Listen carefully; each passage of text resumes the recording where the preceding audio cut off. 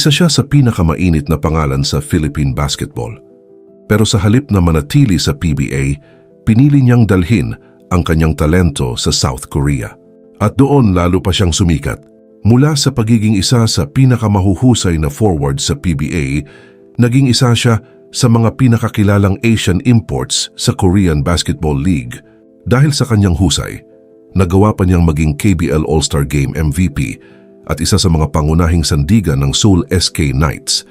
Pero paano nga ba nagsimula ang lahat? Ipinanganak si Arvin Dave De Leon Tolentino noong November 5, 1995 sa Angono, Rizal. Lumaki siya sa isang simpleng pamilya.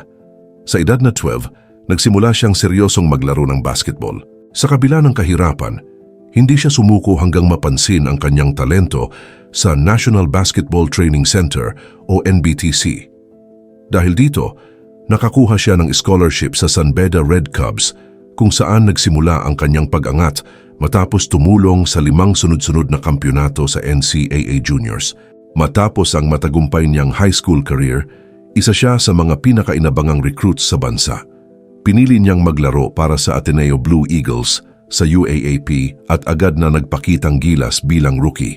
Dahil sa kanyang husay, tinanghal siyang UAAP Rookie of the Year. Ngunit hindi naging madali ang kanyang pananatili sa Ateneo. Dahil sa academic issues, napilitan siyang umalis at lumipat sa FEU Tamaraos. Muli niyang ipinakita ang kanyang talento at naging isa sa pinakamahuhusay. Pero bago po ang lahat, baka pwedeng palike muna ang video na ito. Isang simpleng click lang, pero buong Pilipinas. Sa ilalim ni Coach Tim Cone, natutunan niya ang tamang disiplina, depensa at winning culture. Hindi man siya agad naging pangunahing scorer, naging mahalagang bahagi siya ng rotation at nakasama sa 2 kampyonato ng Hinebra. Ngunit habang tumatagal, alam niyang kaya pa niyang magbigay ng mas malaking ambag kung mabibigyan lamang siya ng mas malaking papel. Noong 2022, dumating ang trade na ikinagulat ng maraming fans. Ipinadala siya ng Hinebra sa Northport Batang Pier. Marami ang nanghinayang sa trade na iyon. May ilan pang nagsabing baka mawala siya sa spotlight dahil lilipat siya sa isang koponang hindi kasing lakas ng Hinebra. Pero kabaligtaran ang nangyari. Sa Northport, tuluyan siyang naging pangunahing bituin ng koponan. Mas lumaki ang kanyang playing time. Mas dumami ang responsibilidad niya sa opensa at halos gabi-gabi ay isa siya sa pinakamahusay na manlalaro sa liga. Dito lumabas ang tunay na kakayahan ni Arvin Tolentino. Bukod sa kanyang mahusay na 3-point shooting, ipinakita rin niya ang kanyang kakayahang umatake sa ilalim ng ring, gumawa ng sariling tira at maging leader ng kanyang team. Dahil sa kanyang tangkad at versatility, kaya niyang maglaro bilang small forward at power forward. Noong August 2024, gumawa siya ng isa sa pinakamagagandang performances ng kanyang karera nang umiskor ng 51 points laban sa Converge. Isa ito sa pinakamataas na puntos na naitala ng isang local player sa modernong panahon ng PBA at nagpatunay na kaya niyang maging elite scorer. Hindi lamang iyon, nakapagtala rin siya ng kanyang unang triple-double at sunod-sunod na dominanting performances laban sa iba't ibang koponan. Dahil sa kanyang consistency, kinilala siya bilang isa sa pinakamahusay na manlalaro ng liga at napanalunan ang kanyang unang Best Player of the Conference Award. Sa puntong iyon, marami na ang nagsasabing nasa elite level na si Arvin Tolentino at isa na siya sa pinakamahuhusay na forwards sa Philippine basketball. Habang nasa rurok ng kanyang karera sa PBA, dumating ang isang alok na mahirap tanggihan.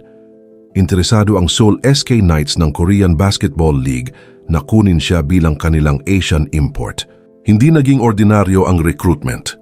Mismong presidente at general manager ng SK Knights ang bumiyahe sa Pilipinas upang personal siyang kausapin at ipaliwanag ang kanilang plano para sa kanya. Ipinakita nilang isa siya sa pangunahing target ng koponan.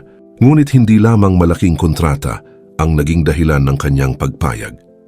Isa sa pinakamahalagang kondisyon ni Arvin ay ang maisama niya sa South Korea ang kanyang asawa at 2 anak.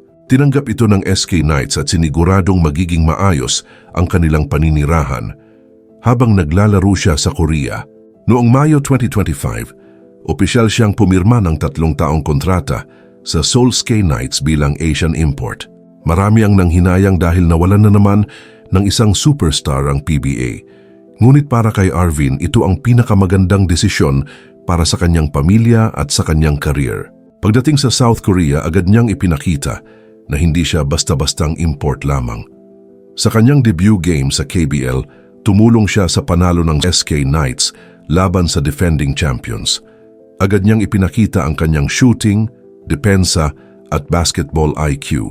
Habang tumatagal ang season, lalo pa siyang gumagaling. Unti-unti siyang naging isa sa pinaka-epektibong Asian import sa buong liga. Kilala siya sa kanyang mabilis na paggalaw, mahusay na outside shooting at kakayahang maglaro sa iba't ibang posisyon. Dahil dito, mabilis niyang nakuha ang respeto ng kanyang coaches, teammates at maging ng mga Korean fans. Hindi lamang sa KBL siya nagningning, sa East Asia Super League, nakaharap niya ang ilan sa pinakamalalakas na koponan sa Asia at nagkaroon ng ilang mahuhusay na scoring performances. Sa bawat laro, ipinapakita niyang kayang makipagsabayan ng isang Pilipino sa international level. Isa sa pinakamalaking tagumpay niya sa South Korea ay nang tanghalin siyang KBL All-Star Game MVP. Sa naturang laban, nagtala siya ng 19 puntos, 14 rebounds at 5 assists upang pangunahan ang Team Asia sa panalo. Isa itong napakalaking karangalan dahil bihira lamang para sa isang Filipino player na makamit ang ganoong pagkilala sa isang foreign league. Dahil sa kanyang mahusay na performances, lalo siyang sumikat sa South Korea. Dumami ang kanyang mga tagahanga, hindi lamang mula sa komunidad ng mga Pilipino roon, kundi maging sa mga Korean basketball fans. Bukod sa kanyang club career, naging bahagi rin siya ng Gilas Pilipinas. Isa siya sa mga manlalarong tumulong sa pagkapanalo ng Pilipinas ng gintong medalya sa 2023 Asian Games, isang makasaysayang tagumpay para sa Philippine basketball. Sa labas ng court, isa rin siyang responsabling asawa at ama.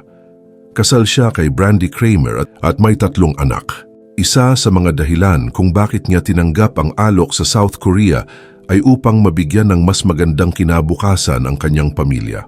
Sa kasalukuyan, kasama niya ang kanyang asawa at mga anak sa Korea habang tinutupad ang kanyang kontrata sa SK Knights. Sa ngayon, nakatuon muna si Arvin sa kanyang karera sa South Korea.